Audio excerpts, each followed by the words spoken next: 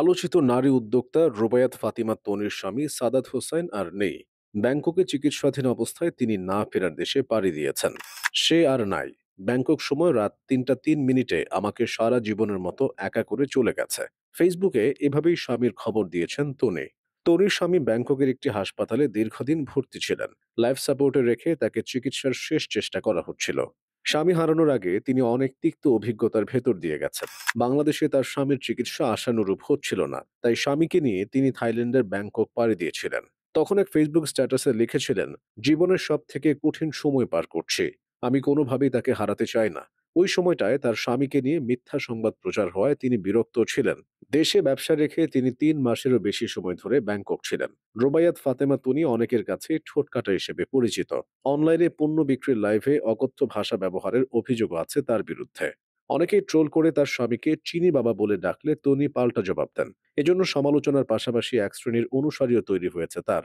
এছাড়া ফেসবুক ও টিকটকের মতো প্ল্যাটফর্মে নিয়মিত তনি এবং তার স্বামীর ভিডিও চোখে পড়ে। তাদের দুজনের সম্পর্কে যে জিনিসটা সবার চোখে পড়ে সেটা হলো বয়সের পার্থক্য।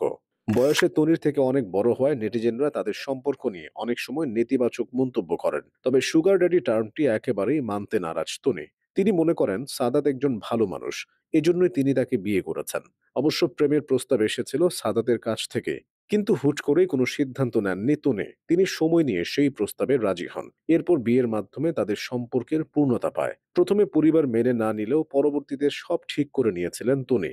সাদাত হোসাইন হলো তার দ্বিতীয় স্বামী। প্রথম স্বামীর সঙ্গে বনিবনা না হওয়ায় বিচ্ছেদের পথে হাঁটেন তিনি। বর্তমানে তার একটি সন্তানও আছে। এই সন্তানের জন্য তিনি সাদাতের সুস্থতা চাইতেন। এদিকে কাপড়ের ব্যবসায় তনির অভিজ্ঞতা অনেক দিনের। সংসার জীবন ও ব্যবসা প্রতিষ্ঠান নিয়ে প্রায় আলোচনায় থাকেন তিনি। তার বিরুদ্ধে অভিযোগ ছিল পাকিস্তানের কাপড়ের কথা বলে তিনি গুলিস্তানের কাপড় বিক্রি করেন। তনির পোশাক ব্র্যান্ড সানভিজ বাই তনির বিরুদ্ধে ভোক্তা অধিকার সংরক্ষণ অধিদপ্তর সরাসরি অ্যাকশন নিয়েছিল। প্রতিষ্ঠানটির শোরুম সিলগালা করে দেওয়া হয়েছিল।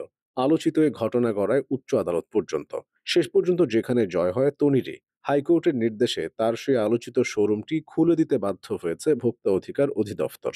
২০২৪ সালের ১২ই জুন ভোক্তা অধিকার সংরক্ষণ অধিদপ্তরের ঢাকা বিভাগীয় কার্যালয়ের উপপরিচালক বিকাশ চন্দ্র দাসের নেতৃত্বে একটি দল পুলিশ প্লাজায় গিয়ে তনির শোরুমটি খুলে দেয়। তবে এতে তার প্রতিষ্ঠানের ভাবমূর্তি বেশ ক্ষুণ্ণ হয়।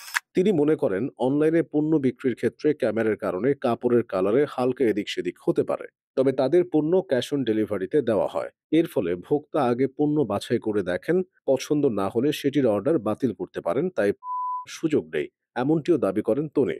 আর ভোক্তা অধিদপ্তরের অভিযানের জন্য শোরুমের স্টাফদেরকে দায়ী করেছিলেন তিনি।